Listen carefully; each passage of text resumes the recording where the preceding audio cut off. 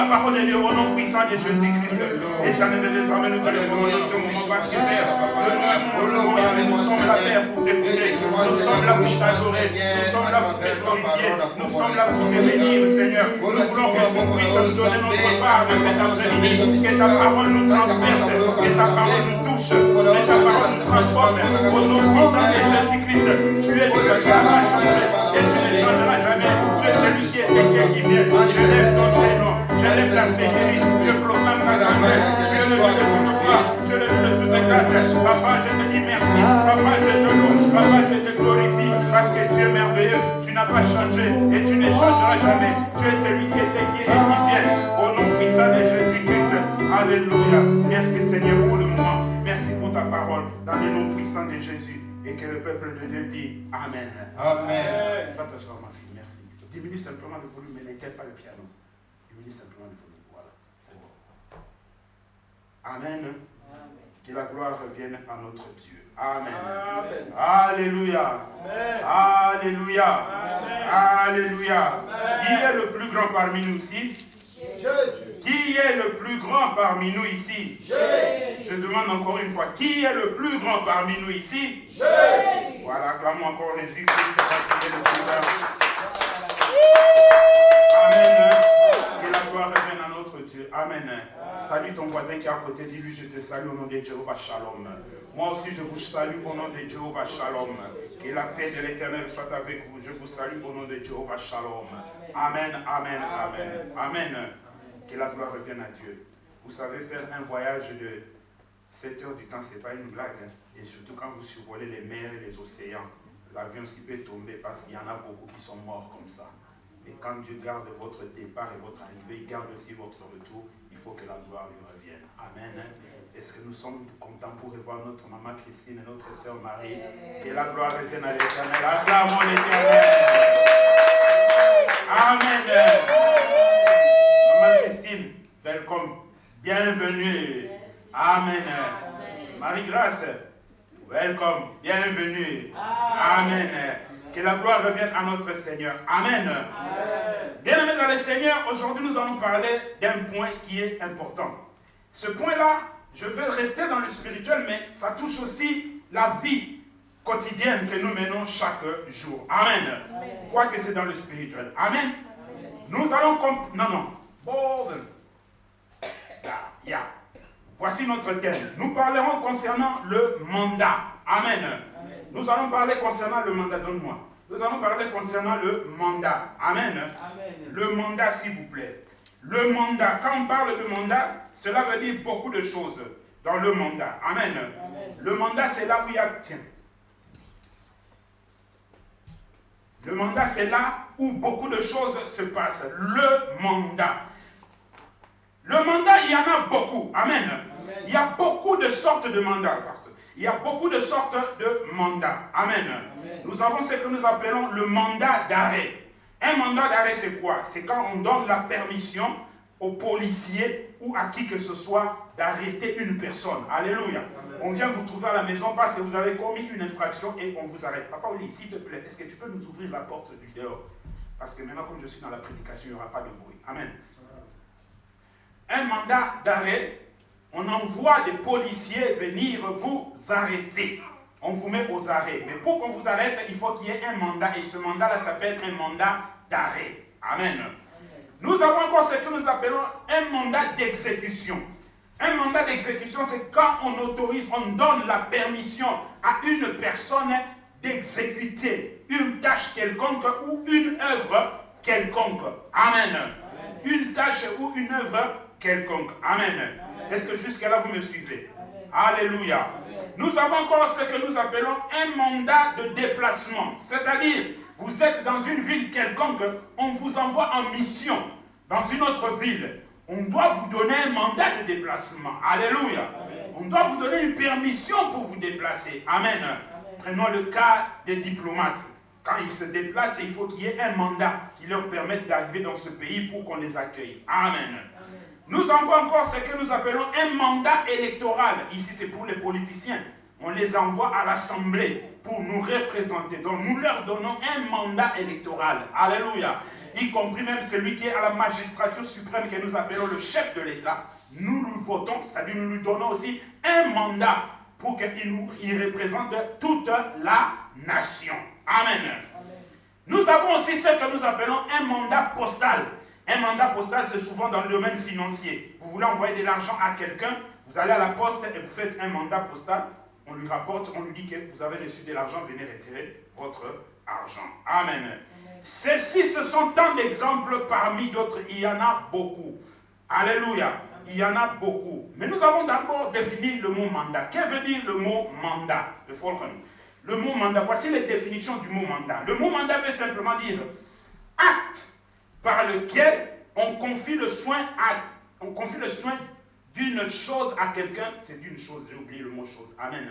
Ou bien d'une mission si vous voulez. Acte par lequel on confie le soin d'une chose à quelqu'un qui s'en charge gratuitement. Amen.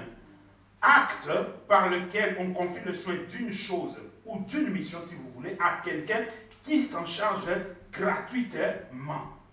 Amen. Donc vous devez apprendre qu'il y a ces mandats-là que vous devez exécuter gratuitement, sans qu'on vous doive quoi que ce soit en retour. Aujourd'hui, l'homme veut que quand il fait quelque chose, qu'on lui paie aussi en retour. Non, non, non.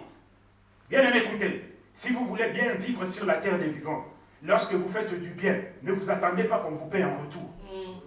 Attendez que Dieu vous paye, pas ton semblable. Alléluia. N'attends jamais que Dieu te paye. Amen.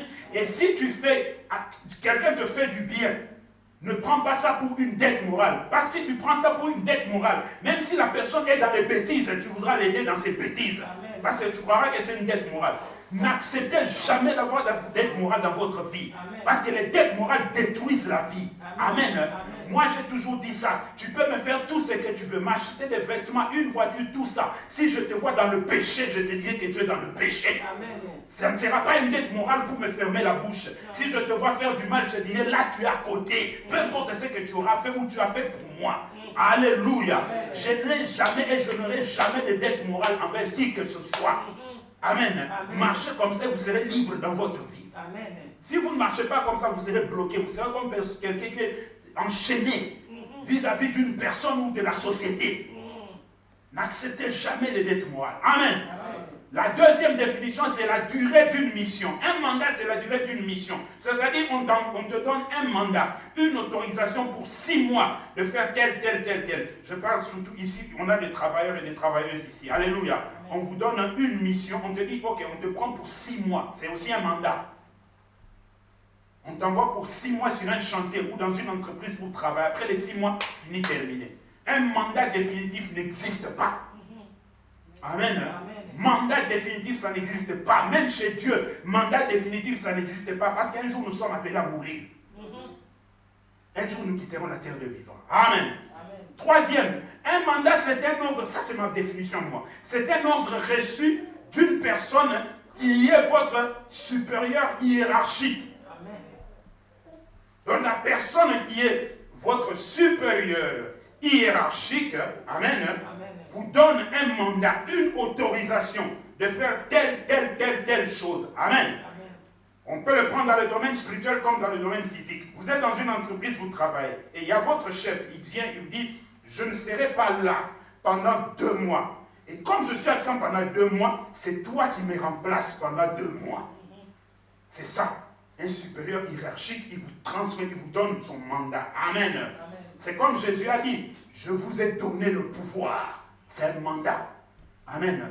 De marcher sur les scorpions et les serpents. Et rien ne pourra vous nuire. Le pouvoir, le mot pouvoir, qu'est-ce que cela veut dire? Le mot pouvoir veut simplement dire l'autorité déléguée. Amen. Amen. Amen. Est-ce que jusqu'à là ça va? Amen. Alors nous aujourd'hui nous allons parler de... Le mandat dont nous allons parler aujourd'hui, nous, c'est le mandat de Dieu. C'est pourquoi je dis que ça touche aussi le domaine de la société, mais je vais plus rester dans le spirituel. Le mandat de Dieu. Amen. Alors Dieu a 2 mandats. Amen. Dieu a 2 mandats. Le premier mandat, c'est un mandat universel. il se trouve dans le livre de Matthieu chapitre 28, mandat universel. Matthieu chapitre 28, le verset 18 à 20. Matthieu chapitre 28, le verset 18 à 20. Ça, c'est le premier mandat, qui est le mandat universel. Il est écrit ceci. Jésus s'étant approché, ça c'est après sa résurrection, leur parla ainsi. Tout pouvoir m'a été donné, dans le ciel et sur la terre. Allez et faites de toutes les nations des disciples, les baptisant au nom du Père, du Fils et du Saint-Esprit. Et enseignez-leur à observer tout ce que je vous ai prescrit. Et voici, je suis avec vous jusqu'à la fin du monde. Alléluia. Amen. Ça, c'est le mandat universel. C'est-à-dire, il est donné à tout enfant de Dieu, en tout lieu, en tout temps, en toutes circonstances, d'annoncer la parole de Dieu. Alléluia. D'annoncer la parole de Dieu. Dès que l'occasion se présente, tu dois prêcher l'évangile. Dès que l'occasion se présente, tu dois démontrer que tu es chrétien. Dès qu'il y a un moment favorable, tu dois parler de Jésus. Aujourd'hui, les chrétiens se taisent. Là où vous travaillez, on ne sait même pas que vous êtes chrétien. Aujourd'hui, les chrétiens se taisent. Là où vous vous retrouvez, on a l'impression qu'on a fait un païen. Et pourtant, vous êtes chrétien. Non, nous sommes appelés à évangéliser, à prêcher. La Bible dit, comment les gens seront-ils sauvés s'ils n'ont pas entendu? Et pour qu'ils entendent, nous devons parler. Alléluia. Nous devons parler. Pourquoi nous nous taisons? Les musulmans ne se taisent pas. Alléluia. Les témoins de Jéhovah ne se taisent pas. Alléluia. Tous les autres religions quelconques ne se taisent pas. Pourquoi simplement dans le christianisme nous nous taisons? Pourquoi? On a voulu faire taire Jésus par les pharisiens. Il s'est battu. Il a parlé. Parce qu'il avait une mission. Il avait un mandat. Et en partant, il a légué ce mandat à l'Église. Il a dit, je vous le laisse, allez. Toutes les nations, sans exception, doivent entendre. Mais ça, c'est un mandat universel. Amen. Mais il y a un deuxième mandat qui est important, qui va nous intéresser cet après-midi. C'est le mandat personnel. Amen. Alors le mandat personnel, lui, change maintenant de dimension. Le mandat personnel, il change de direction. Il n'est pas le mandat universel. Le mandat universel est donné à tout le corps du Christ. Amen. À tout le corps du Christ. Mais pas le mandat personnel. Le mandat personnel est autre et compliqué et très dangereux par rapport au mandat universel. Amen. Amen. Nous allons voir le premier point. Premier point. Moïse. Amen. Moïse. Exode chapitre 3, le verset 7 à 10. Exode chapitre 3, le verset 7 à 10. Amen. Amen. La Bible déclare ceci. Exode chapitre 3, le verset 7 à 10. L'Éternel dit, j'ai vu la souffrance de mon peuple qui est en Égypte. J'ai entendu le cri que lui font pousser ses oppresseurs, car je connais ses douleurs. Je suis descendu pour le délivrer de la main des Égyptiens et pour le faire monter dans ce pays, dans un bon pays vaste, dans un pays où coule le lait et le miel, dans le lieu qu'habitent les Cananéens, les Héthiens, les Amoréens, les Phéréziens, les Éviens et les Jébusiens. Voici les cris d'Israël sont montés jusqu'à moi et je vis l'oppression que leur font souffrir les Égyptiens. Maintenant, va, je t'enverrai auprès de Pharaon et tu feras sortir d'Égypte mon peuple, les enfants d'Israël. Alléluia. Amen. Je parle ici de Moïse par rapport à la vision. Amen. Par rapport à la vision. Bien-aimés, suivez-moi très bien. Par rapport à la vision. Je vais donner un exemple qui est ici avec nous.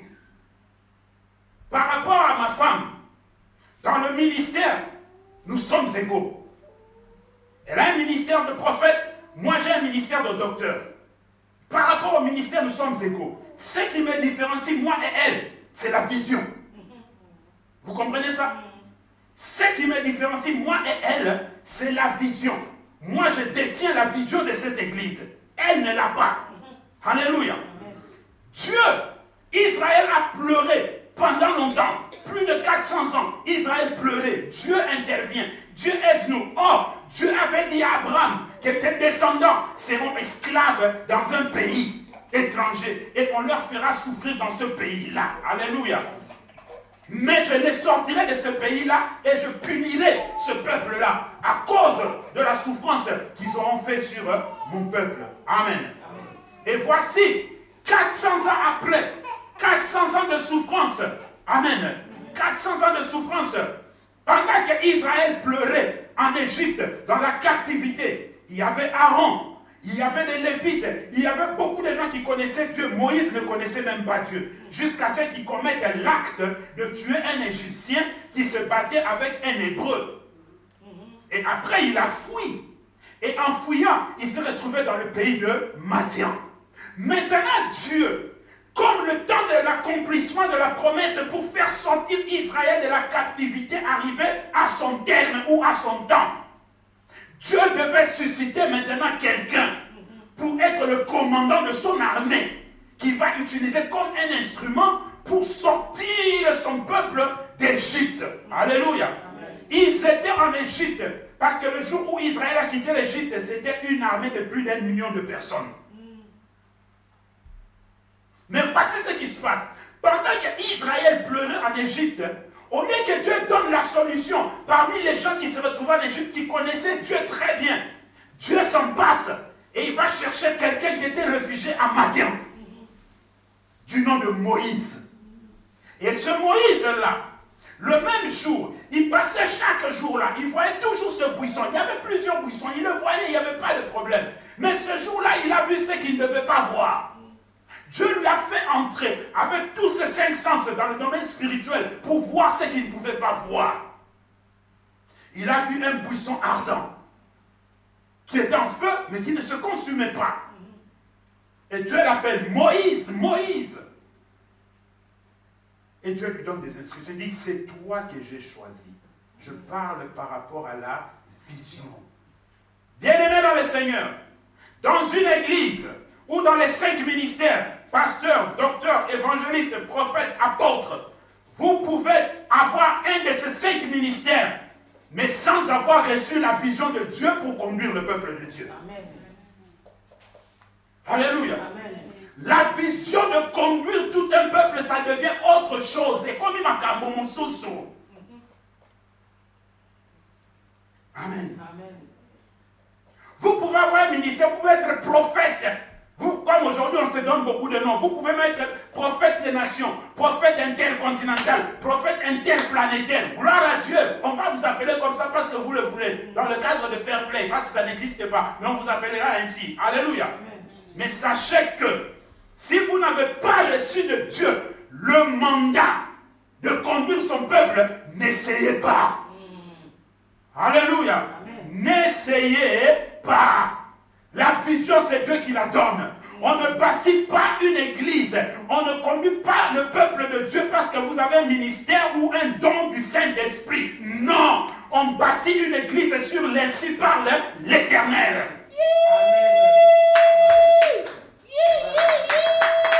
Alléluia. L'église se bâtit sur ainsi parle l'Éternel. C'est ça la vision. Beaucoup d'églises aujourd'hui ont des problèmes ou sont en train de sombrer. Pourquoi pas se bâtir sur des dons spirituels? Parce que quelqu'un a imposé les mains quelque part, le malade a été guéri, il s'est dit ok, je vais aller bâtir une église. Tu vas échouer, les sorciers viendront te coller au cou ici, tu vas mourir. Amen. Amen. Parce que tu n'as pas d'alliance avec Dieu. Dieu ne t'a pas donné l'alliance de protection. Vous me voyez tel que je suis ici. Même quand je suis faible, l'alliance de Dieu me protège. Amen. Mais cela ne m'empêche pas de prier. Quoique l'alliance est là, ça ne m'empêche pas de prier. Je ne veux pas dire non parce que j'ai l'alliance, je ne veux pas prier. Non, non, non, ça c'est blaguer avec Dieu. Mais il peut y arriver que je traverse un moment de faiblesse, mais l'alliance de Dieu va me protéger. Mais si tu n'as pas reçu le mandat, si tu n'as pas reçu le mandat dans la vision, tu vois un peuple de Dieu et tu dis, ok, je vais faire une place où je vais les rassembler, je vais commencer à prier. Les sorciers vont t'attaquer. Vous croyez que tout le monde qui vient à l'église vient d'un bon cœur? Nous sommes avec eux dans l'église. Dans l'église, nous avons l'ivrée et le bon grain. Alléluia. Quand les ivreux viendront, ils vont te regarder comme ça. Toi, tu crois qu'ils te regardent, ils écoutent la parole de Dieu. Au contraire, ils sont en train de regarder avec leur radar spirituel. Quand ils regardent, ah, celui-là, il parle dans la bouche, il n'a pas de mandat. Allez, ravageons-les. Et qu'est-ce qui va se passer? Vous allez voir dans l'église, oh, le pasteur s'est chamaillé avec les fidèles. Oh, le pasteur est sorti avec la femme d'une fidèle. Oh, le pasteur commence à sortir avec les sœurs de la chorale. Pourquoi? Le mandat. Le mandat. Amen. Celui qui a reçu le mandat, qui a reçu la vision pour conduire le peuple de Dieu, c'est un mandat que Dieu lui a donné. Dieu a dit à Moïse, mais il y en avait beaucoup en Égypte qui connaissaient Dieu. Pourquoi Dieu ne les avait pas appelés? Le choix de Dieu est tombé sur Moïse. Amen.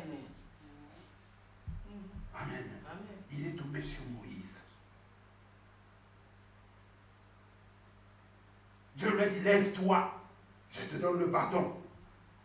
Moïse avait un bâton, qu'on appelait le bâton de Moïse. Mais quand Dieu l'a appelé, il lui a donné la vision. Le bâton s'est transformé, il est devenu le bâton de l'Éternel. Ce n'était plus le bâton de Moïse. Alors toi, tu n'as pas reçu le bâton de l'Éternel. Comment vas-tu conduire le peuple de Dieu? Amen. Amen. Et sachez que quand on conduit le peuple de Dieu, tout le peuple n'obéit pas. Parmi le peuple, il y a des rebelles. Alléluia. Amen. Parmi les gens qu'on est en train de conduire, parmi le troupeau, il y aura toujours des rebelles. Mais si vous n'avez pas reçu le bâton, vous n'aurez pas ce cœur-là à pouvoir supporter certaines choses. Parce que vous n'avez pas reçu le mandat. Amen. Amen. Il y a certaines choses que moi, je peux supporter chez les membres de cette église qu'une autre personne ne pourra pas supporter.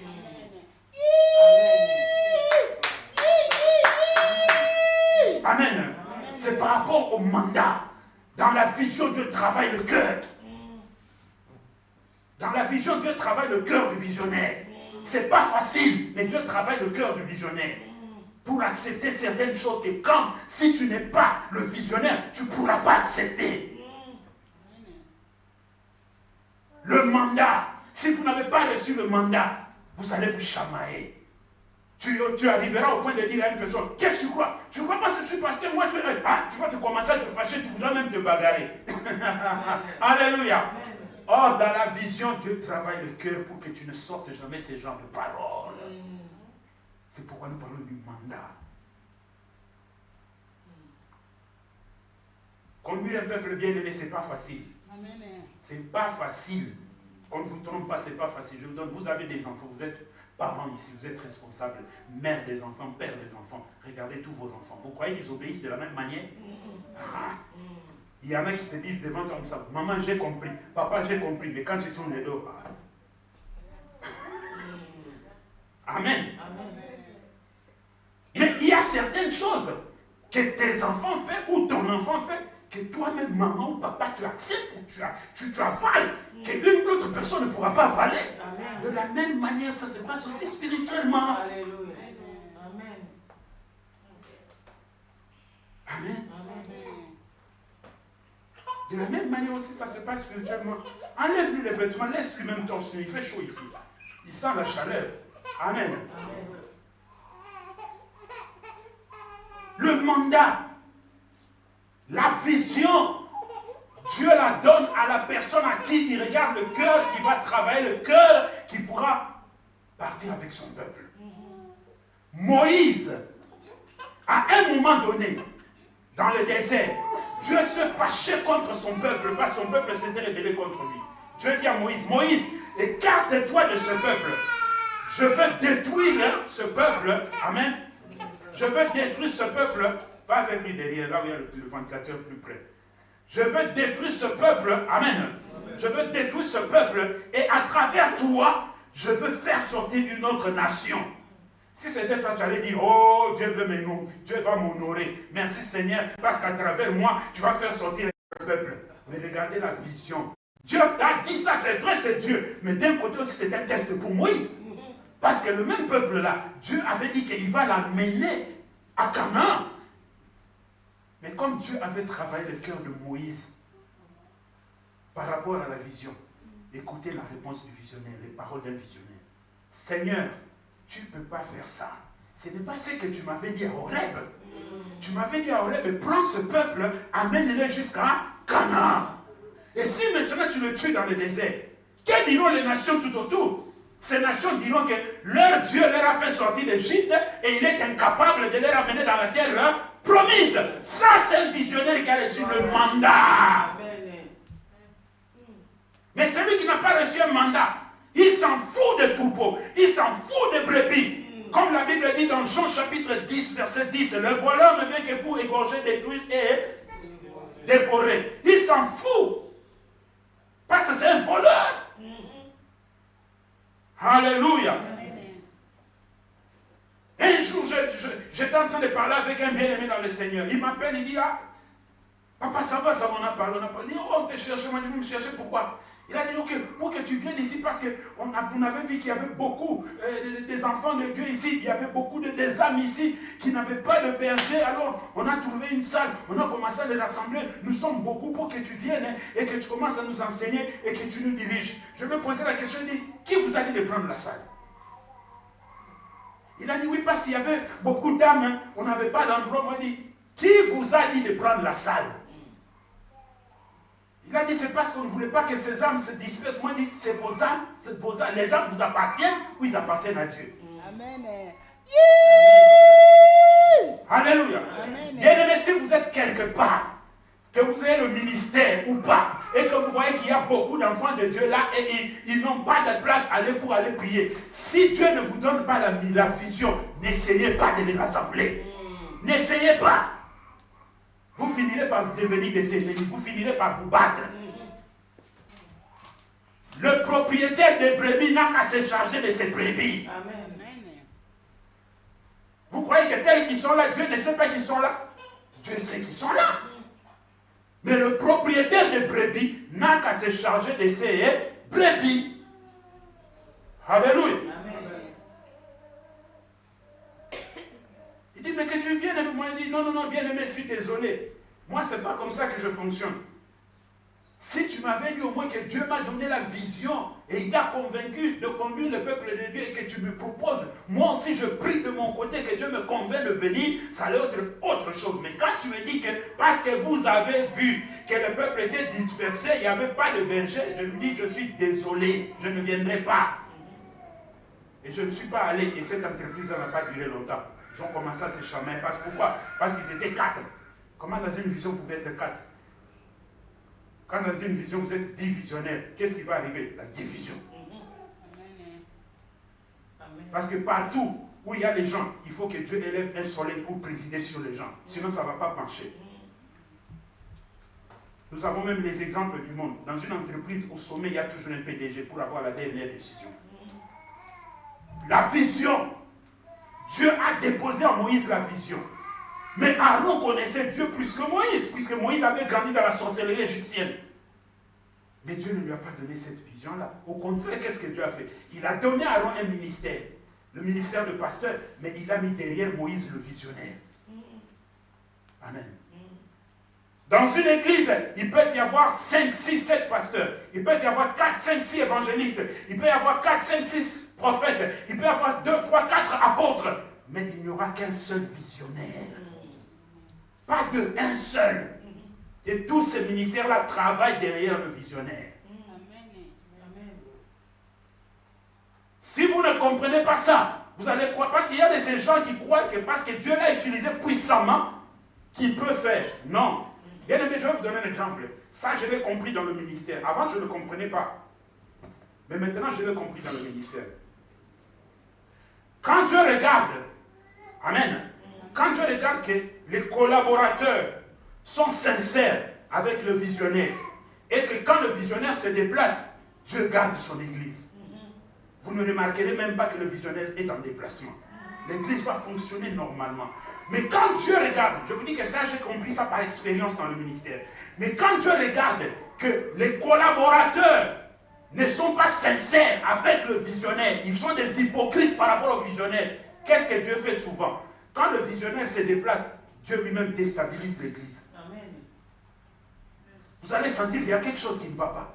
Ah, mais quand papa est ici, ça se passe pas comme ça. Ah, oh, vraiment, la présence, quand papa est... C'est Dieu qui fait ça. C'est pas que quand papa n'est rien.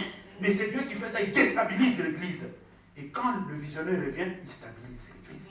Pour montrer à ceux qui sont restés, je vous ai appelé dans le ministère, mais ce n'est pas avec vous que je traite. Je traite avec le visionnaire. Amen. Alléluia. Amen. Je vous donne un autre exemple.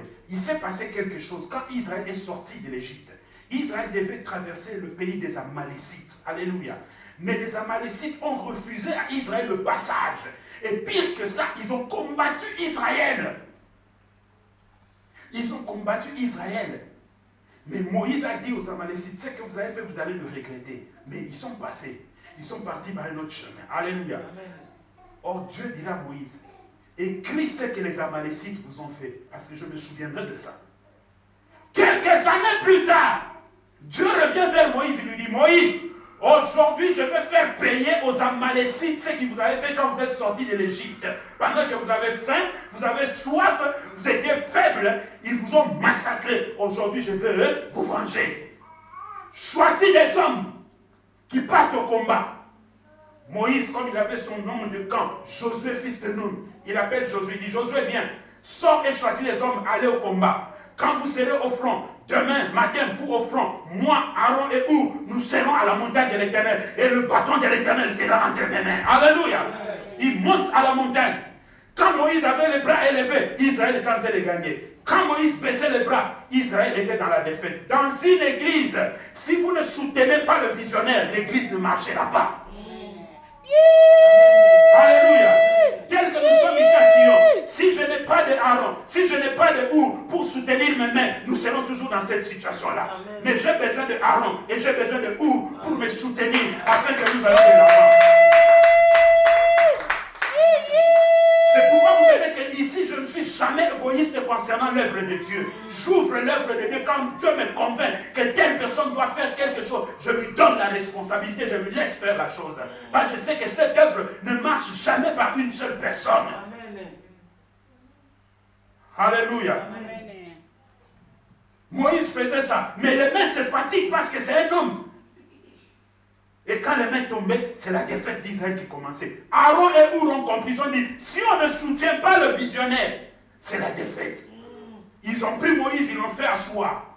C'est-à-dire, ils l'ont épaulé. Ils ont dit, Aaron a tenu le bras gauche, Hur a tenu le bras droit. Jusqu'à la tombée de la nuit. Et Josué continue à frapper. Josué a remporté la victoire. Alors je vous pose la question. Et de Josué et de Moïse, qui a risqué la vie? Entre Josué et Moïse, qui a risqué la vie? Josué. Parce que c'était lui qui était au front, non? Parce que c'était lui qui a affronté l'ennemi comme ça. Moïse n'était qu'à la montagne avec Aaron et Hur. Mais comme Dieu est un Dieu d'ordre et non de désordre, quand il voulait maintenant parler par rapport à la victoire et donner d'autres directives, il n'est pas parti chercher Josué parce qu'il ne connaissait pas Josué. Il est revenu vers son visionnaire. Il a dit, Moïse, maintenant voici comment vous allez marcher. Bien-aimé, Dieu peut vous utiliser puissamment ici à Sion. Dieu peut vous utiliser par le miracle. Dieu peut vous utiliser par la parole. Dieu peut vous utiliser n'importe comment. Je reste le visionnaire. Amen. C'est ça la réalité. C'est ça la vérité. Je n'empêcherai jamais Dieu de vous utiliser. Ce que vous faites pour Dieu, moi je vous pousserai d'aller de l'avant. Mais quoi que vous fassiez, tel que comment Dieu peut vous utiliser, je resterai le visionnaire ici. Alléluia. Est-ce que vous avez compris? Donc la vision, par rapport à la vision, si vous n'avez pas reçu le mandat de la vision, ne prenez pas le peuple de Dieu, commencez à le conduire. Vous allez finir mal. C'est ce qui est arrivé à Coran, Dathan et Abiram. Ils ont fini sous la terre parce qu'ils voulaient prendre la place du visionnaire. Alléluia. Est-ce que quelqu'un m'a compris? Amen. C'est passé? Amen. Amen. Que la gloire revienne à Dieu. Amen. Amen. Deuxième point.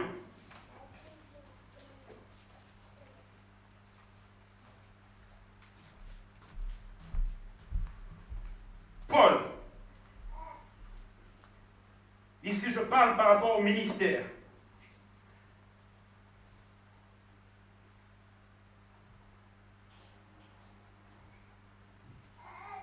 Actes chapitre 1, le verset 15 à 26, et puis Actes chapitre 9, le verset 1 à 16. Actes chapitre 1, le verset 15 à 26.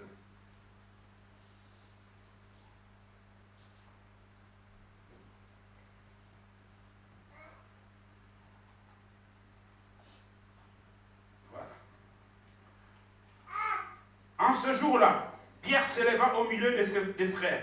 Le nombre de personnes réunies était d'environ 120. Et il dit, hommes, frères, il fallait que s'accomplisse ce que le Saint-Esprit dans les Écritures annonçait d'avance par la bouche de David au sujet de Judas, qui a été le guide de ceux qui ont saisi Jésus.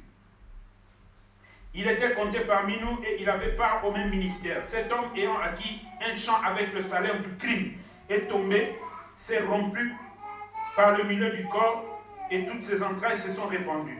La chose a été connue de tous les habitants de Jérusalem, que ce champ a été appelé dans leur langue Akeldama, c'est-à-dire champ du sang.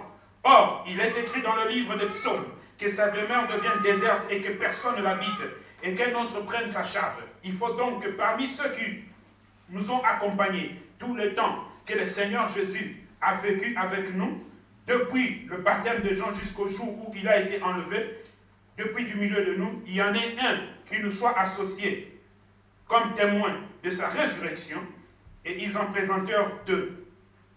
Joseph appelé Barsabas, surnommé Justice, et Matthias. Puis ils firent cette prière. Seigneur, toi qui connais le cœur de tout, désigne lequel de ces deux tu as choisi, afin qu'il ait part à ce ministère et à cet apostolat que Judas a abandonné pour aller en son lieu. Ils tirèrent au sort, et le sort tomba sur Matthias qui fut associé aux 11 apôtres. Je répète le verset 26. Ils tirèrent au sort, et le sort tomba sur Matthias qui fut associé aux 11 apôtres. Alléluia. Je parle par rapport au ministère. Apôtre, prophète, docteur, évangéliste, pasteur. Amen. Amen. Il est arrivé que Judas s'est corrompu. En se corrompant, il croyait qu'il allait devenir riche. Mais il a été surpris. Ce n'était que l'accomplissement de la parole de Dieu. Alléluia. Amen. Et quand il a compris, il a voulu rembourser l'argent. Il a dit non, non, non, non, cet argent ne le touche pas, c'est un argent de sang. C'est ce jour-là que Judas avait compris que l'argent de sang existe. Il y a beaucoup dans ce monde qui ont beaucoup d'argent, mais c'est un argent de sang. Ils ne font que verser le sang chaque année, pour avoir de l'argent. Jusqu'à tel point que j'ai entendu un témoignage qui m'a fait hérisser le poil du corps. Où comment un homme, ça ne lui a pas été donné par Dieu, mais à cause de vouloir avoir de l'argent, l'homme commence à voir les périodes comme une femme.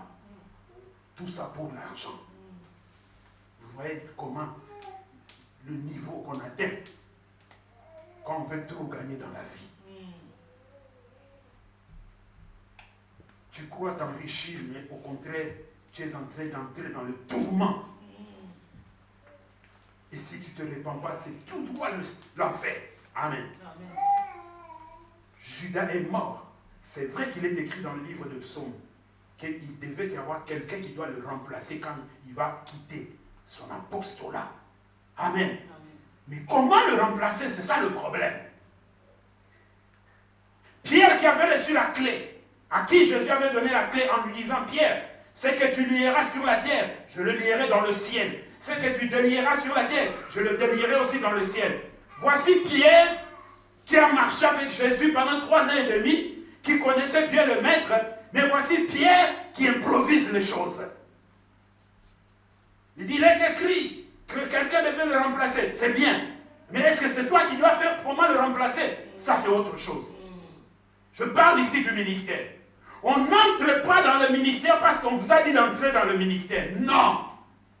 On n'entre pas dans le ministère parce que vous avez envie d'entrer dans le ministère. Non. On n'entre pas dans le ministère comme si c'était quelque chose de prestigieux. Non. Vous savez, je vais vous dire une chose. Moïse, quand Dieu l'a appelé, Moïse en réalité, pendant qu'il discutait avec Dieu, il disait non, Dieu, je ne sais pas parler. Dieu lui dit, et ce n'est pas moi qui ai fait la bouche. Dieu, ah mais je suis faible. Dieu lui dit, je te donne la force. Il dit, mais comment je fais la langue? Parce que c'était un homme qui bégayait, Moïse bégayait. Il dit, je fais Aaron, ton prophète. Il dit, mais là-bas, Pharaon, il dit, hey, je te fais Dieu pour Pharaon. Amen. Alléluia. Amen. Mais pourquoi il cherchait tout? En réalité, c'était des échappatoires que Moïse cherchait parce que Moïse avait peur de la mission. Vouloir un ministère, c'est bien. Aimer un ministère, c'est bien. Mais bien aimé, écoutez. Si vous vous mettez debout, comme je suis debout là, vous voyez le ventilateur là, l'air qu'il envoie m'arrive juste presque à ma taille. Quand Dieu vous prend, ou bien si vous-même, je commence d'abord par vous-même, si vous prenez un escalier, votre propre escalier, et que vous commencez à monter, pour être vu, pour être connu, n'oubliez pas que le vent qui est en l'air est différent du vent qui est en bas. Amen. Amen. Le vent qui est en l'air est différent du vent qui est en bas. Plus vous montez, plus le vent devient fort. En d'autres termes, qu'est-ce que je veux dire? Plus vous allez toucher aux choses qui ne vous appartiennent pas, qu'on ne vous a pas donné, que Dieu ne vous a pas autorisé, plus le moment où le vent du diable va frapper, vous aurez des problèmes. Amen. Amen. Qu'est-ce que Pierre a fait? Pierre a fait le tirage au sort. Nulle part dans la Bible vous lirez qu'il faut choisir les ministres par tirage au sort. Ça n'existe pas et ça n'a jamais existé. Pierre a improvisé selon lui. Il a fait un tirage au sort. On a choisi qui? Matthias. Depuis ce jour-là, on a cité le nom de Matthias une fois, et 2 fois, pardon, le jour où on l'a choisi, et le jour où on l'a proclamé comme apôtre, et depuis on n'a plus parlé de Matthias. Donc on ne sait pas ce qu'est devenu le ministère de Matthias. Alléluia. Amen. On ne sait pas ce qu'est devenu le ministère de Matthias. Pourquoi? Choisi par des hommes, par tirage au sort. Amen. Bien-aimé, je ne consacrerai jamais quelqu'un dans le ministère si Dieu ne me convainc pas moi-même et ne convainc pas aussi la personne. Amen. Il faut qu'il y ait 2 convictions. Celle que Dieu me donne et celle que Dieu aussi donne à la personne qui va devenir ministre. Parce qu'aujourd'hui, on vient seulement de dire, oh Dieu m'a dit, j'ai vu dans une vision que tu vas devenir, tu es prophétesse. Amen, amen. Tu te mets à genoux, on te pose les mains. Allez, on organise une cérémonie, on te pose les mains prophétesse. Est-ce que toi-même dans ton cœur, tu as été convaincu vraiment que tu es prophétesse? Acclamons l'Éternel.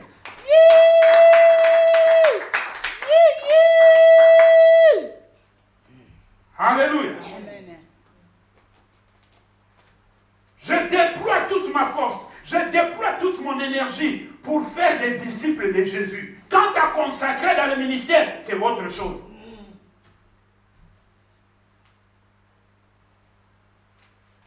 Amen. Amen. Or, si Pierre avait bien réfléchi, il devait faire la procédure que Moïse avait faite quand Dieu avait arrêté son ministère.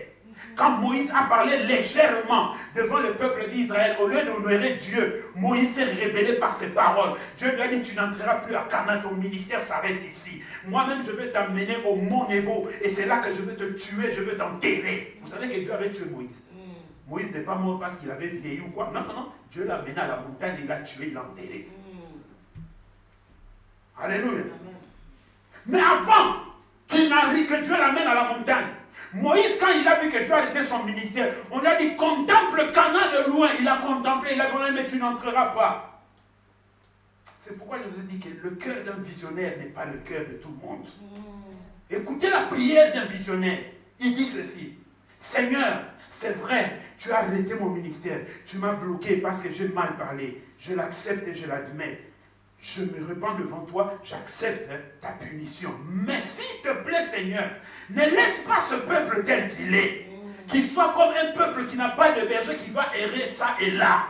Choisis un homme qui va prendre ma relève pour amener ce peuple jusqu'à Canaan. Ça, c'est la prière d'un bon visionnaire. Et Dieu a entendu cette prière. Il a dit à Moïse, Moïse, appelle Josué, fils de Nun, l'homme en qui repose l'esprit. Impose-lui les mains, parce que c'est lui qui va conduire le peuple. Alléluia.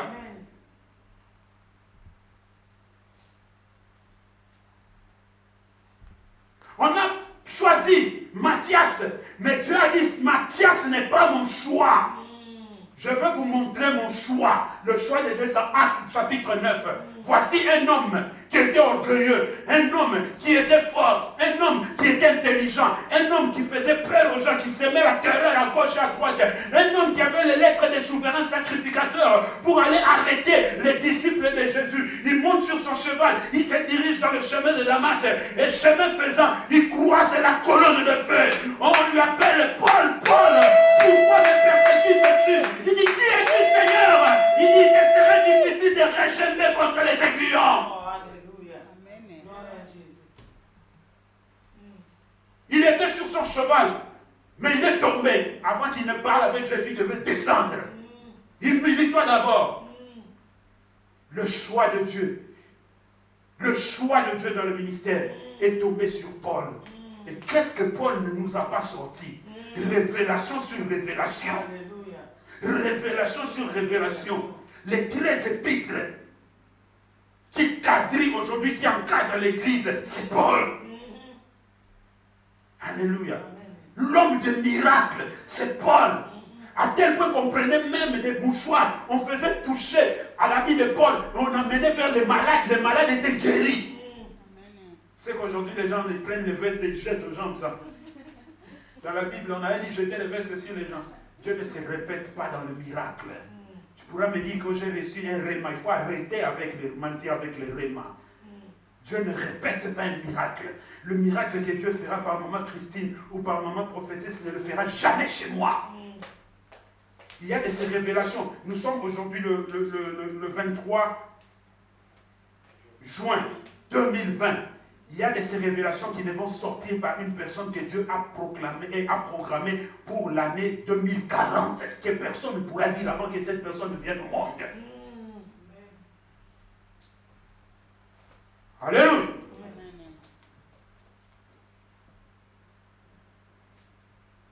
Il y a des choses que Dieu a mis dans quelqu'un que personne d'autre ne pourra dire. Il va dire des choses qui vont corroborer, mais ça ne sera pas ce que toi tu diras. Parce que c'est en toi que Dieu a déposé ça. Matthias, c'est vrai. Il a été avec eux, mais il n'était pas apôtre. Amen. Il n'était pas apôtre. Dieu est parti choisir un homme, un brigand, un bandit. Il lui a choisi. Il a dit, c'est toi que j'appelle dans le ministère pour remplacer Judas. On n'a plus parlé de Matthias. Où est parti Matthias? C'était fini pour lui ce jour-là.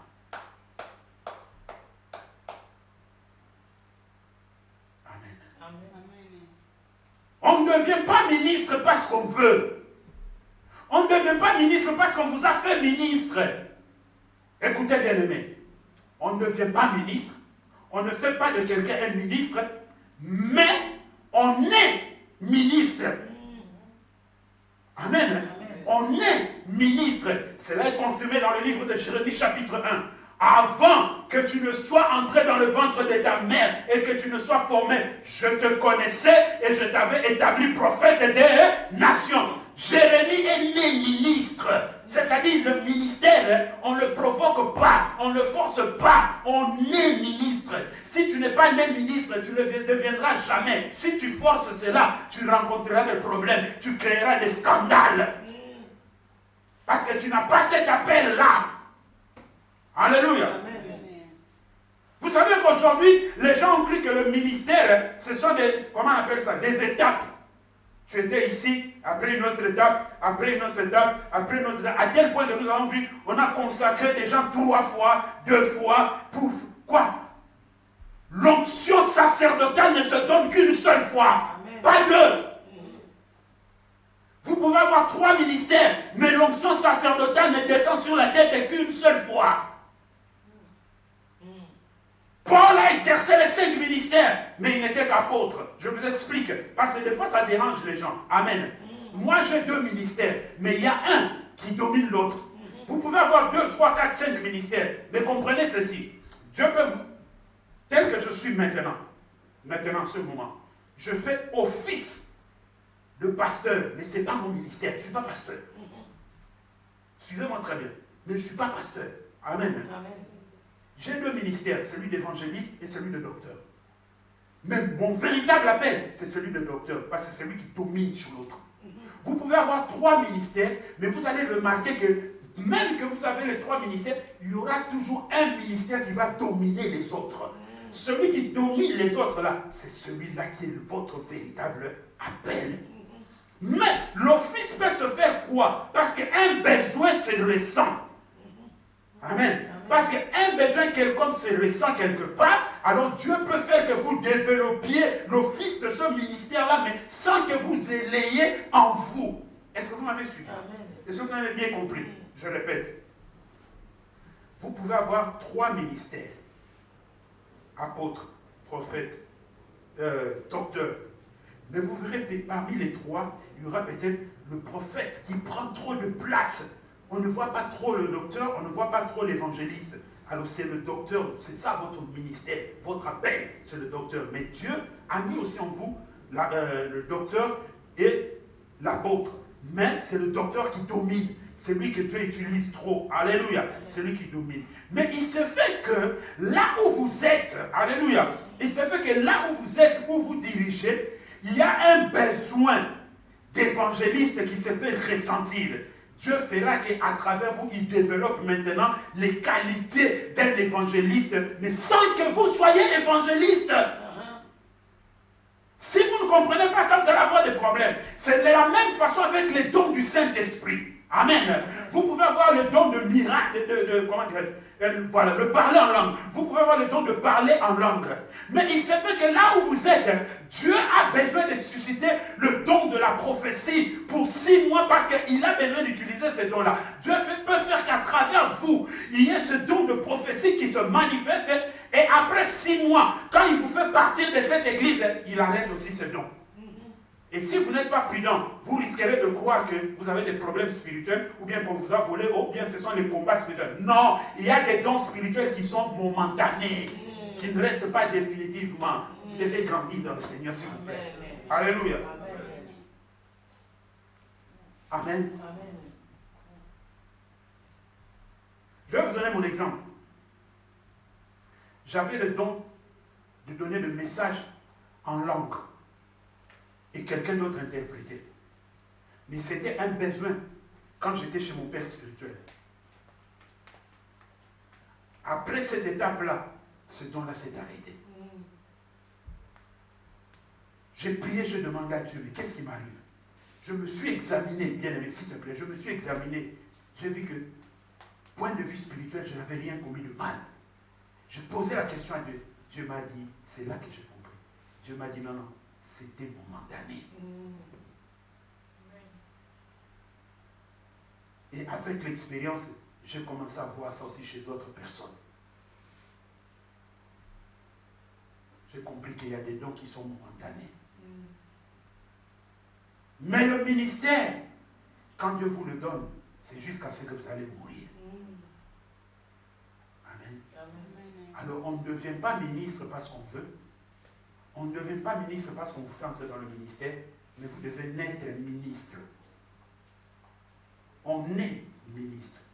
Vous devez naître ministre. Depuis l'éternité, Dieu doit vous consacrer comme ministre. Si ça n'a pas été le cas, parce qu'aujourd'hui, pour retenir certaines personnes dans les églises, on les consacre au ministère. Amen. Parce que telle personne donne bien la dîme, telle personne donne bien l'offrande. Oh, tu deviens présidente des mamans dans l'église. Ah bon? Est-ce qu'elle a un cœur à supporter toutes les mamans qui sont là? Vous croyez que côtoyer les gens comme ça, c'est facile? Déjà, entre frères et sœurs, quand on grandissait ensemble, il y avait des tensions. À combien plus forte raison, les gens qui viennent à l'église, chacun vient avec sa tête. Il y a des gens qui ont la tête. Dieu a travaillé. Il y a aussi des gens dont la tête qui refusent d'entendre Dieu. Alors vous les côtoyez chaque jour. Si vous n'avez pas ce cœur-là à supporter, c'est catastrophique. C'est catastrophique. Amen. Même dans le diaconat, maman est là. Même dans le diaconat. Si tu n'as pas un cœur comme elle côtoie les gens. Moi, elle me donne le rapport. Papa, j'ai telle personne comme ça. Et puis, mal parlé, mais j'ai simplement essayé d'appeler moi et dire, c'est ça, maman.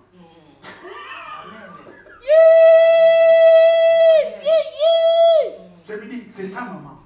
Oh, j'ai simplement essayé de calmer la situation. Je lui explique, moi, je dis, oui, c'est comme ça. C'est pourquoi? Parce que Dieu a travaillé sur son cœur de ce point-là. Parce qu'il y a de ces gens, tu viens, tu dis, tu as un retard de 1 mois. Oh, dis c'est quoi? Hein? Est-ce que moi-même, je ne sais pas, j'ai un retard de 1 mois? Tu peux pas mal prendre, mais écoutez la réponse. On dit, on a été un retard à 1 mois. Qu'est-ce que tu vas faire? Humainement, tu peux te dire, oh, mais moi je te parle calmement, pourquoi toi aussi tu peux te fâcher? Mais tu dois avoir le cœur d'accepter, de dire, non, ce n'est pas ça, je voulais simplement te rappeler. Calme, toi, tu étouffes la fumée et tu étouffes le feu.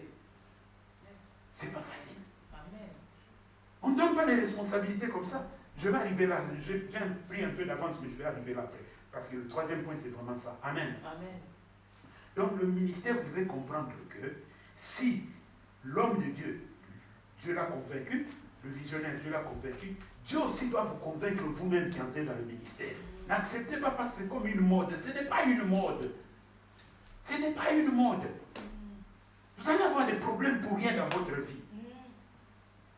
La tentation d'un ministre de Dieu n'est pas la même que la tentation d'un disciple. Quand la tentation ou le feu du ministère viendra, si vous n'avez pas été appelé par Dieu, qui va vous protéger? Qui va vous protéger? Personne. Et comme vous n'aurez personne à vous protéger, c'est la mort assurée. Soit physique, soit spirituelle.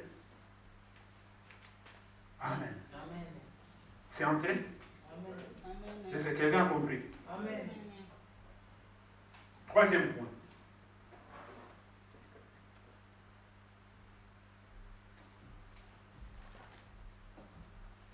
Uza. Servir Dieu. J'ai écrit ça? Ok. Uza. Servir Dieu. 2 Samuel chapitre 6, le verset 1 à 9. Uza.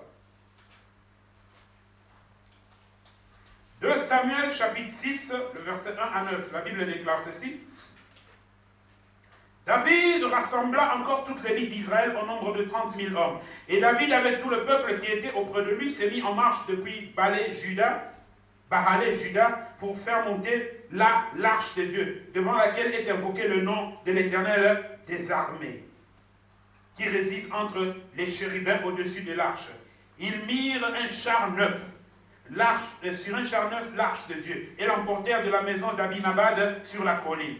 Uza et Adjo, fils d'Abinabad, conduisaient le char neuf. Ils l'emportèrent donc dans la maison d'Abinabad sur la colline. Uza marchait à côté de l'arche de Dieu et Adjo allait devant l'arche. David et toute la maison d'Israël jouaient devant l'Éternel de toutes sortes d'instruments de bois, de cypres, de harpes, de luttes, de tambourins, de sistres et de cymbales. Lorsqu'ils furent arrivés à l'ère de Nacon, Uza étendit les mains vers l'arche de Dieu et les saisit parce que les bœufs la faisaient pencher. La colère de l'Éternel s'enflamma contre Uza et Dieu le frappa sur place à cause de sa faute. Uza mourut là, près de l'arche de Dieu. David fut irrité de ce que l'Éternel avait frappé Uza d'un tel châtiment. Et ce lieu a été appelé jusqu'à ce jour Péretz Uza. David eut peur de l'Éternel en ce jour-là et il dit, comment l'arche de l'Éternel entrerait-elle chez moi? Amen. Amen. Un problème s'est posé. Lorsque le sacrificateur Élie était en place, il a laissé ses fils blaguer avec l'église de Dieu. À tel point que ses fils sortaient avec les sœurs de l'église. Et lui ne disait rien. Amen. À tel point que ses fils mangeaient la nourriture consacrée à l'Éternel. Parce qu'à l'époque, comment ça se passait? Ça se passait que quand le sacrificateur était en service, on préparait la nourriture. On ne préparait pas comme on prépare chez nous à la maison, on fait la sauce. Non, non, non. On faisait simplement bouillir. On faisait bouillir, on mettait simplement le sel et peut-être un peu des oignons. On faisait bouillir comme ça et on venait avec la marmite. On mettait à côté de la chaise du sacrificateur. Quand il finissait le service, comme il était fatigué, il prenait une fourchette, il plongeait là-bas, ce qu'il attrapait comme, je ne sais pas, la pâte ou la cuisse, il prenait et il mangeait. Mais eux, avant que ça n'arrive là, eux, ils allaient chez le cuisinier et ils prenaient cette nourriture, ils mangeaient. Or, c'était interdit. Tout ça, ça irritait l'Éternel et l'Éternel a dit, j'enlève la sacrificature de la main de Élie et de ses descendants. Amen. Il a tué le sacrificateur et il a tué ses deux descendants quand ils sont partis combattre les Philistins. La troisième défaite d'Israël contre les Philistins, l'arche de l'Éternel a été prise. On leur a pris l'arche. Or, l'arche symbolisait la présence de Dieu parmi eux. Alléluia. Amen. Alors, qu'est-ce que les Philistins ont fait? Ils ont pris l'arche de l'Éternel, ils l'ont amenée dans la maison de leur Dieu qui s'appelait Dagon. Ils l'ont amené devant Dagon, ils l'ont posé devant Dagon. Dagon, c'était une statue géante qui était de ce côté ici homme et de ce côté poisson. On l'a posé là devant. Alors, ils ont dit, c'est une façon de dire, Dagon, voici le Dieu d'Israël, on l'a amené devant toi et fais de lui ce que tu veux. Le lendemain matin, lorsqu'ils sont revenus, ils ont trouvé Dagon, la statue de Dagon tombée comme ça, le front contre la terre. Ils ont dit, non, non, peut-être on n'avait pas bien placé Dagon. Ils ont relevé la statue. Ils sont revenus le lendemain, ils ont trouvé Dagon, la statue de Dagon avec un bras coupé et un pied coupé. Ils ont dit non, non, il y a quelque chose qui ne va pas. Ils ont essayé de faire tenir Dagon. Ils reviennent 3 jours après, ils trouvent Dagon totalement KO devant l'arche de l'Éternel. Alléluia. Et c'est là qu'ils ont compris que nous avons un problème en Philistie en gardant cette arche ici. Comment maintenant faire pour faire sortir l'arche de l'Éternel? Parce que ça a commencé à devenir une malédiction pour eux. C'est là qu'ils ont eu l'idée de char. Un char neuf avec 2 bœufs devant. Amen. Ils ont pris le char, ils ont mis l'arche, ils l'ont mis sur un char neuf avec 2 bœufs. Et ils ont chassé le bœuf. Le bœuf commençait à partir. Le bœuf sont sortis du pays de Philistins. Mais partout où le char passait, dans les nations qui étaient païennes, qui ne connaissaient pas Dieu, il suffisait qu'ils regardent simplement le char. Les gens étaient frappés de maladies, des hémorroïdes, toutes sortes de maladies impossibles. Parce que c'était la présence de Dieu qui passait. Alléluia. Maintenant, on a ramené le char en Israël. Et David, comme il avait promis à Dieu, il a dit que je veux construire Sion, qui est Jérusalem. Et là, je veux construire ma maison. Et c'est dans ma maison que je veux faire habiter l'arche de l'Éternel. David a fait la procédure de Philistin. Oh, qui était David? Un roi juif, un roi hébreu, censé connaître ce que Dieu avait dit à Moïse par rapport à l'arche. Alléluia. C'est pourquoi des fois vous voyez dans le cure d'âme, on pose aux gens la question. Qu'est-ce qui s'est passé 5 ans avant? Qu'est-ce que tu as fait pendant ton enfance? C'est pour détecter là où le diable a frappé. Parce que ça peut avoir commencé il y a 25 ans. Toi, tu ne découvres qu'aujourd'hui. Alléluia. Amen. David a fait la procédure de Philistin. C'est que Dieu n'avait pas autorisé. Ils ont mis l'arche sur le char. Ils ont mis 2 bœufs devant. Et derrière l'arche, il y avait Uza qui s'était assis. Et devant, il y avait l'ami de Uza. Et ils ont commencé à chanter des louanges. Bien-aimés, si vous n'êtes pas dans la procédure de Dieu, vous pouvez bien faire les choses, ça n'intéressera pas Dieu. Dieu reste dans sa procédure, il reste dans sa parole.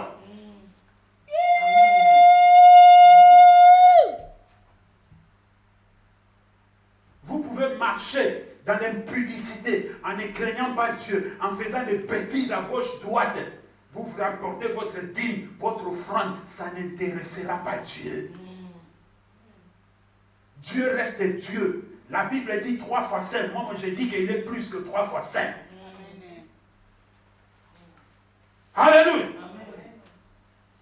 Et comme Dieu avait vu que David n'a pas exécuté sa parole, parce qu'il était dit que l'arche devait être transportée par les Lévites sur leurs épaules. C'est-à-dire les 2 barres de l'arche, un devant, un derrière. Un devant, un derrière. Donc 4 lévites qui devaient transporter. Et puis ce n'étaient pas tous les lévites. Vous savez, parmi les lévites, il y avait plusieurs catégories. Il y avait une catégorie qui était réservée au chant. Il y avait une catégorie qui était réservée à l'adoration. Il y avait une catégorie qui était réservée à déboulonner l'arche avant de partir. Il y avait une catégorie qui était réservée à transporter l'arche. Il y avait au moins 5 catégories. Il y avait des Gershonites, des Kénatites, ainsi de suite. Un jour, je parlerai sur ça. Alléluia. David n'a pas respecté cette procédure. Dieu a dit, je vais vous montrer que moi je suis dans ma parole. Alors, chemin faisant, Dieu lui-même a déstabilisé le peuple. Il a déstabilisé le peuple. Le peuple ont voulu faire tomber l'arche. Et Uza dit, oh, l'arche de Dieu va tomber, va se casser. Est-ce que vous avez fait mal? L'arche allait tomber. Il a tenu pour que l'arche ne tombe pas. Dieu a dit, j'avais dit que personne ne peut toucher l'arche si ce n'est les sacrificateurs de la classe des Lévites. Il a frappé Uza sur place et Uza est mort. Mais Uza n'avait fait rien fait de mal. David a fait tuer Uza. Uza, par son manque de connaissances, il est parti toucher aux interdits. Dans l'église, il y a des interdits. Dans l'église, on ne touche pas toutes choses. Dans l'église, si Dieu ne vous a pas dit de faire, ne faites pas. Il y a des choses où on peut faire et il y a des choses où attendez la réponse de Dieu. Sinon, vous allez être frappé comme un Uza. Amen. Alléluia. Il y a des choses que nous pouvons faire dans l'église, mais il y a des choses dans l'église avant de faire. Dieu doit parler. Dieu doit parler.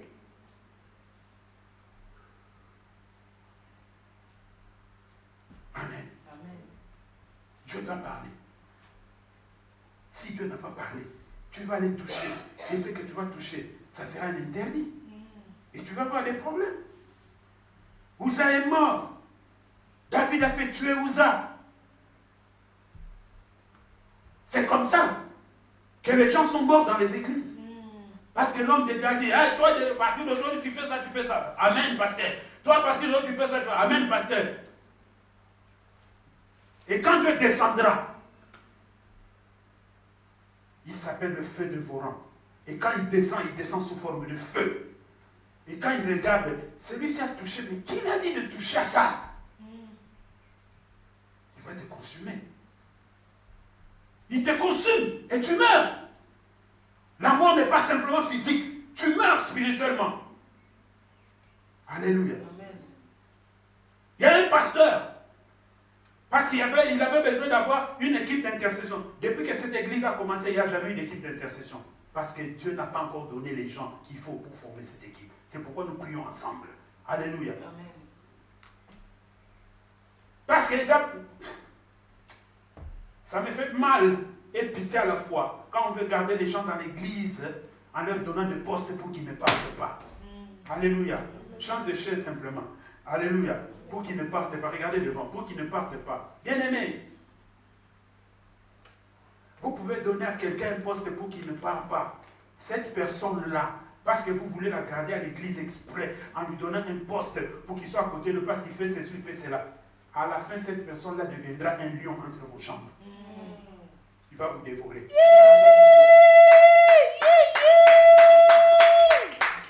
Vous comprenez ça? Comme il voulait garder les gens qui ne partent pas, il a formé une équipe d'intercession. 5 frères. Non, ils étaient 6. 6 frères. Wow. Intercession. Toi, tu vas être dans l'intercession. Toi, tu seras le chef de l'équipe d'intercession. C'était là. Et ce jour, il y a eu un jour, c'est arrivé à une sœur qui avait des problèmes. Il a dit, ok, tu viens samedi à l'église. On va prier, les intercesseurs sont là. La sœur est venue samedi à l'église. Et la sœur, quand la sœur est arrivée, il était habillé, il avait une jupe, il était habillé en jupe. L'intercession a commencé. Nom de Jésus, sors. La sœur est tombée. Et pendant qu'elle tombait, comme elle était en jupe, et non, excusez-moi, là je suis dans la parole de Dieu. Hein? J'aime beaucoup de respect envers le moment, je suis trop pudique. Alors, mais là je suis dans l'enseignement. Amen. Amen. Comme la sœur était en jupe, elle est tombée. Et qu'est-ce qu'elle est arrivée pendant qu'elle tombait, le mouvement de tomber, elle a écarté ses jambes. Les frères, au lieu de compter, au nom de Jésus, ils ont fait, hé, Ils contemplaient maintenant ce qu'ils étaient en train de voir. Vous comprenez ce que je dis, non? Ils contemplaient maintenant ce qu'ils étaient en train de voir.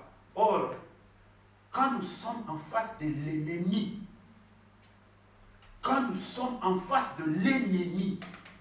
la moindre distraction, c'est une porte ouverte. Amen. C'est une porte ouverte. Rassurez-vous, quand vous êtes en face de l'ennemi, de n'être jamais distrait par quoi que ce soit. Je veux revenir. Je vous donne un exemple. Quand je dois prier pour une personne et que je dois lui imposer les mains, je dois me rassurer que spirituellement, je suis fort par rapport à ce que je veux faire. Parce que si je ne suis pas fort, le fait que j'ai posé ma main, il y a un contact qui s'est établi. Un contact non plus simplement physique, mais spirituel. Si je ne suis pas fort spirituellement par rapport à ce qu'elle a en elle, c'est une reprise que je vais recevoir de mon Dieu. La deuxième chose, quand on est en face de l'ennemi, rassurez-vous très bien que vous avez un bon contact avec le ciel. Parce que si vous n'avez pas un bon contact avec le ciel, pendant que vous priez, que vous-même dans votre cœur, vous ne croyez pas, vous n'avez pas cette foi, c'est comme si vous mettez un parapluie qui empêche Dieu de passer. Alors, comme ils n'étaient pas formés, on les a mis pour les regarder dans l'église. Ils ont commencé à contempler. Ils se regardaient, ils ont commencé à sourire. Or, en ce moment-là, qu'est-ce qui est arrivé? Ils ont reçu tous en retour un esprit de masturbation. 5 jours après, ils sont partis voir l'homme de Dieu. Il a dit, pasteur, le premier venu, parce que moi je ne dors pas. Avant de dormir, voici ce que je fais. Et pendant mon sommeil, voici ce que je fais. Pasteur a dit, ah non, c'est simplement, on va prier. Mais après, un autre est venu avec le même langage. Un autre, tous les 6 sont passés la même chose. Les enfants étaient en danger. Que faire? Ils n'avaient pas de solution. Les enfants quittaient l'église comme ça, ils n'avaient pas de solution. Je ne sais pas qui leur a donné la solution. Faites attention avec les choses spirituelles. On ne sert pas, il y a des choses où on ne sert pas Dieu parce qu'on a envie de le servir. Dieu n'est pas sentimentaliste. Il ne sera jamais. Dieu est Dieu et il est dans sa parole. Amen. Alléluia. Il est dans sa parole.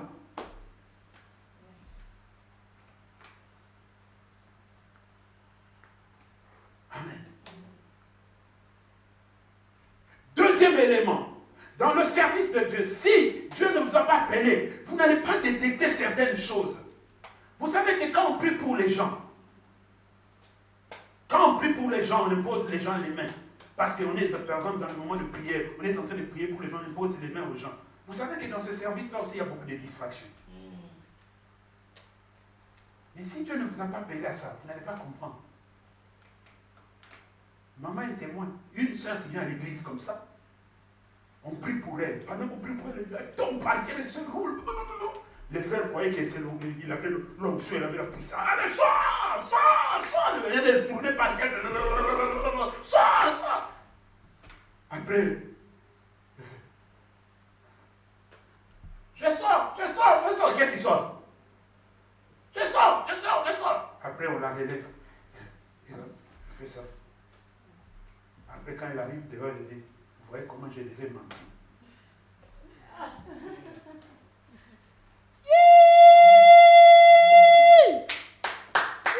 C'est pourquoi l'apôtre Paul dit, ne soyez pas trop vite à imposer les mains aux gens.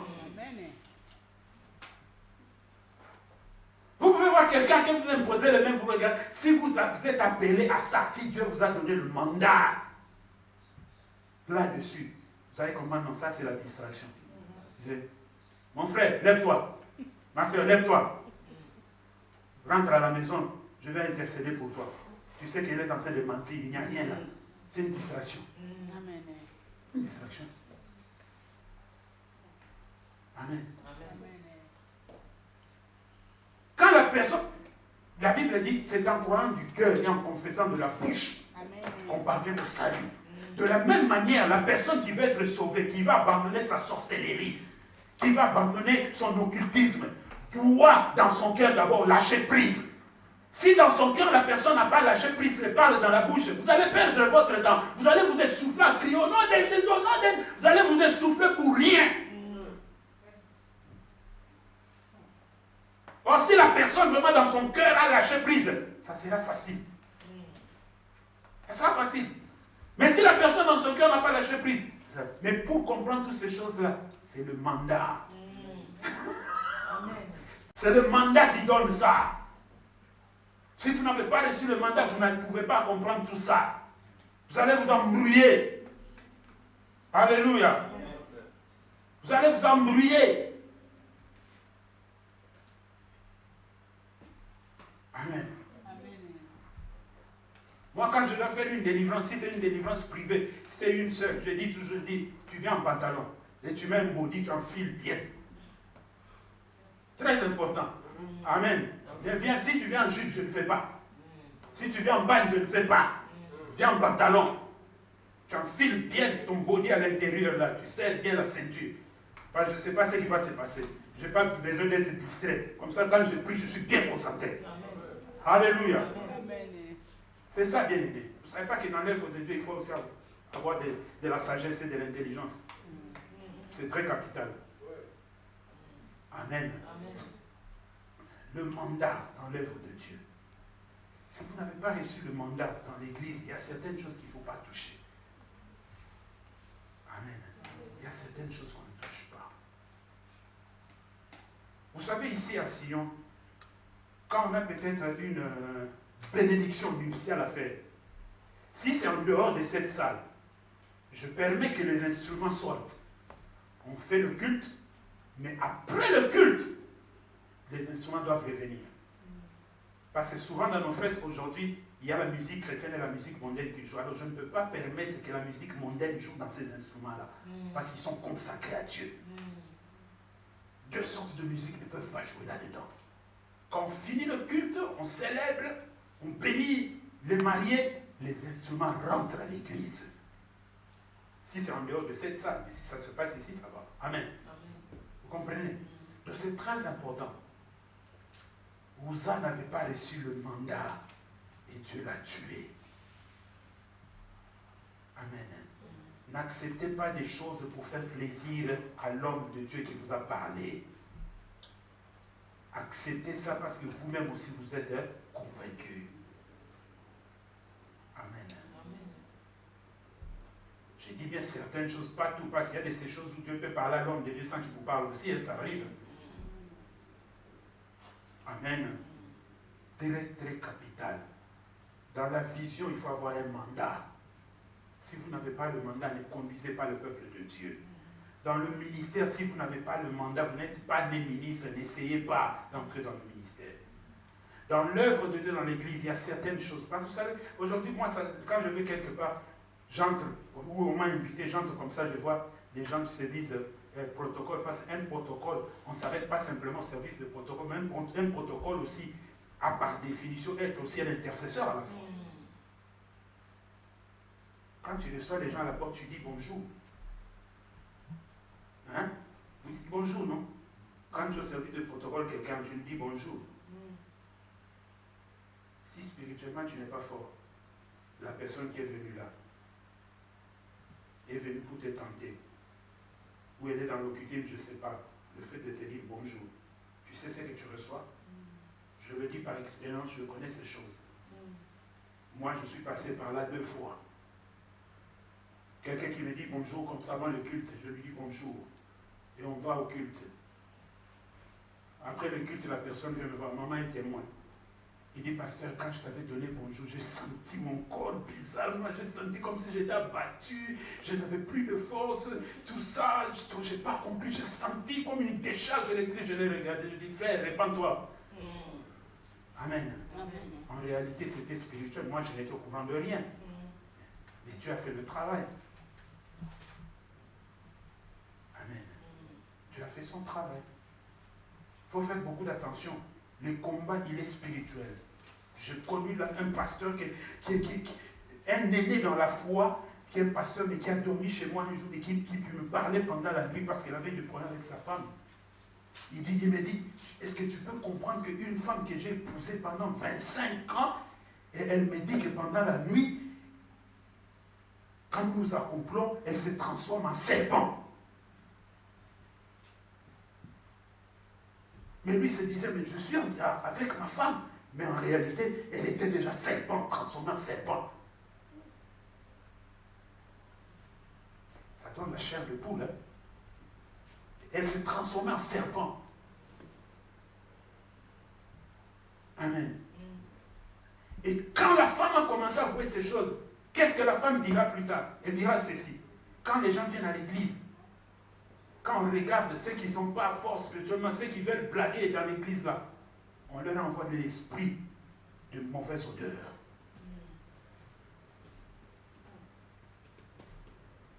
Vous êtes à côté de quelqu'un comme ça, au lieu de sentir l'odeur du parfum qu'elle a mis, mais vous sentez une odeur d'une chose en décomposition. Vous comprenez ces genres d'odeurs? Les odeurs, quand on les sent, quand quelqu'un ne met pas de déodorant pendant 2, 3, 4, 5 jours avec ce soleil-là, qu'est-ce que vous allez sentir? Si elle fait ça, qu'est-ce que vous allez sentir? Alors maintenant, eux, spirituellement, ils envoient ces genres d'odeurs chez les gens. Donc tu te mets à côté, tu dis, oh, mais mon frère, pourquoi tu sens comme ça? Oh, moi j'ai mis mon parfum. Tu verras même la personne ouvrir son sac de moteur, mais je me promène avec mon parfum. La personne prend le parfum. Mais l'odeur ne finit pas. Ce sont des choses spirituelles. Et c'était la femme du pasteur qui faisait ça.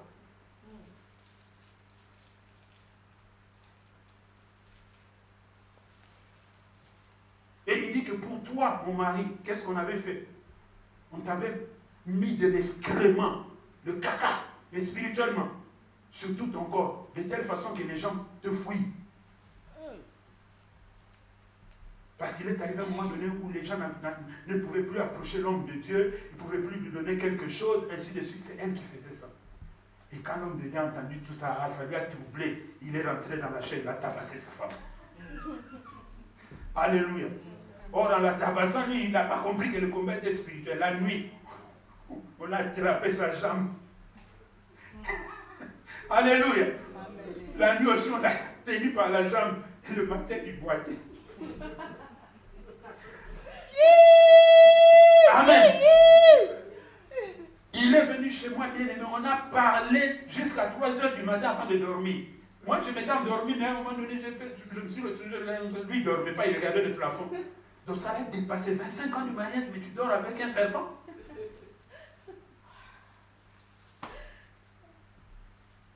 Pour vous conscientiser que le combat est spirituel. Mais cette femme-là, dans l'église, quand elle chante, elle envoyait la louange au synthé, mais c'était terrible.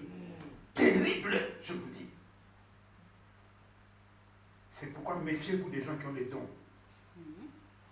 Avoir une belle voix, jouer bien un instrument ou quoi que ce soit, attention, il faut que ça soit bien combiné avec l'Esprit de Dieu. Amen. Que l'Éternel vous bénisse. Amen.